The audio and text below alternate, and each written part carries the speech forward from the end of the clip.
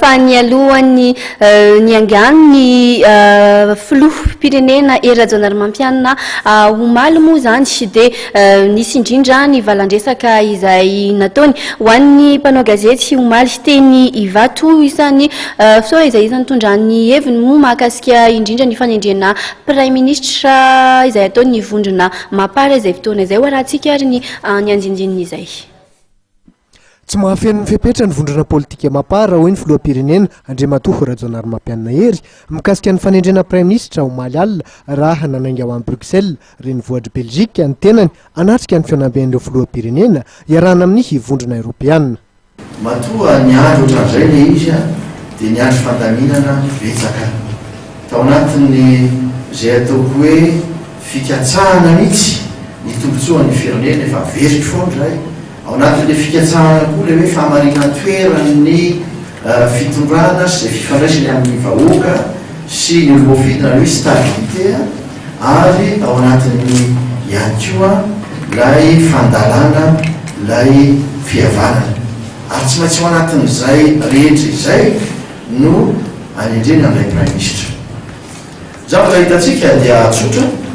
misy le andininy faefatra amin'ny dimapolo ao amin'ny lalam-panorenana izay mamaritra mazava tsara mihitsy hoe ny manolotra ny Prime Ministre dia ny antoko politika na fifandroana na antoko politika maronisa ao amin'ny antenimera. Raha ny tena satroka tamin'izao fotoana izany satria amiko dia mazava be famokina izany dia tsy tokony nasiana kory azo lazaina hoe fanampony fanazavana izany filazana ao amin'ny andimy faefatra amin'ny dimapolo satria tena mazava zany hoe maro anisa ao anatin'ny antenimera-pirenena. Misy nefa zay azo lazaina hoe avi natolo-kevitra zay nataony HCC zany au cours constitutionnel teto antsika tolo-kevitra le izy afaka makataka anio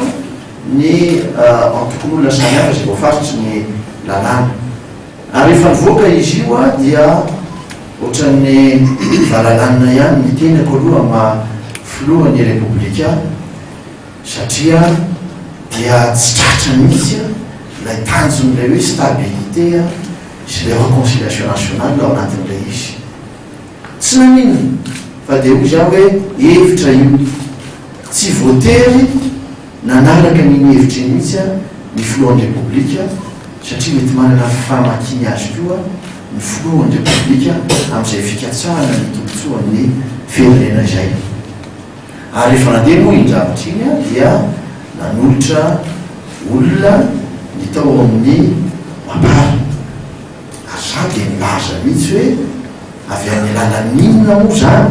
ity anoloranareo ity olona ity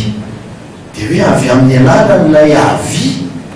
zay navoaka ny haute cour constitutionnel dia nivaliko tsotra mihitsy tamin'izay fotoan'izay hoe raha io avi io no eritreretinareo nanareo aza dia nandika azy. Isan'ny atondian'ny filoha Rajaonary Mampianina Hery any Bruxelles ihany koa ny fiarovana Madagasikara mikasika ny 11e FED. Eo ihany koa ny fandiniana ny fiarah-miasa zay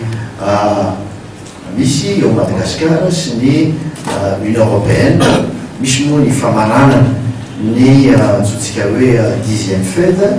nefa koa misy ny fandiniana sy fijerena akaika ny makasika ny 11e FED zany. Misy ny fionana zay efa voahomana miaraka amin'ny fitokonandraikitra maro samihafa miaraka mandinika izany zavatra izany. Ny Européenne dia efa nanome ny atao hoe kitafom-bola any 455 millions d'euros zany no voafaritra ho anjarantsika ao amin'ny 11e FED hatreto aloha zany. Zay no dia nilaza hoe tsy ampy zany fa tokony ampiana satria tamin'ny 10e FED dia tany 577 millions d'euros le izy. Tonga marain'io tany Bruxelles ny filoham-pirenena avy hatrany dia nanatrika dinikasa ho fanomanana ity fivorimbe iarahana amin'ny vondrona Europeanina ity ny tenany. Iona amin'ny malagasy mipetraka amin'ny Belzika kosa izy androany alina.